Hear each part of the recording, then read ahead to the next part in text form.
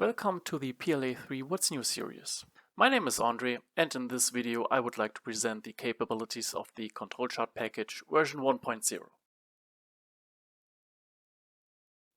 The control chart package supports you on statistical process control of data originating within or outside of your PLA 3 environment. You can plot that data into Shewhart I-Charts according to your needs. There are options to add intervals, sidecharts, and event markers. You can also split the data into subcharts or define the color of data points by another factor. In addition, rule sets allow you to detect out-of-control data by configuring control limits and rules. Parameter statistics and a status display about the criticality of a rule violation provide visual feedback for you to take action on the process. And for your convenience, you can also set up the chart to automatically update whenever new data is ready. The control chart document allows you to monitor critical values calculated by PLA 3 documents while maintaining their integrity. You can also add external data from your individual work environment, making it a universal tool. In the following example, we added some quantitative response assays to a control chart document. We are now particularly interested in monitoring the relative potency of our test sample. In its most basic form, PLA 3 provides an I-chart. This also includes descriptive statistics to peek into the tendency and variability of your data. You can further add confidence intervals to observe the estimated variation in your data. The control chart document also allows you to display statistical parameters in sidecharts. You can choose between two types, box plot or mean and standard deviation.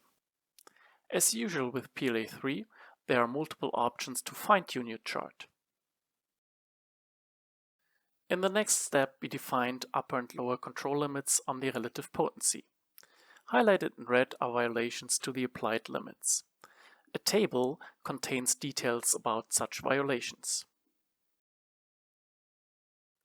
Event markers let you specify a point where you changed something in the process. In this example, we adjusted our assays after the first 20 runs, suggesting more stability for the relative potency estimates. By applying Nelson rules in our data, we can identify another value following a conspicuous pattern. The status display shows the impact of a violation, as configured in the document. In addition, the green lines for standard deviation confirm that we successfully improved the precision in the last 20 assay runs. The control chart document also provides tools to color values by an additional factor or a threshold value. Here we added information about the operator and linked it to the relative potencies. It seems as if the operator in yellow color is responsible for the majority of violations.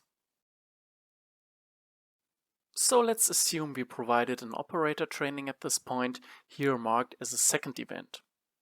After the training, we can clearly see that all of our most recent assay runs lie within the defined rules and limits. Conveniently, you can specify a location on your PLA 3 database to automatically update the chart whenever new assay data is available. Finally, you can split your chart into subcharts, allowing you to monitor data of a specific range. The control chart package is available for PLA 3.0.6 and higher. It is part of the PLA 3 license and can be downloaded directly in the software using the add-on management. Please visit www.biosad.de for more information on PLA 3 and download options. You can try PLA, upgrade your existing installation, or buy a license.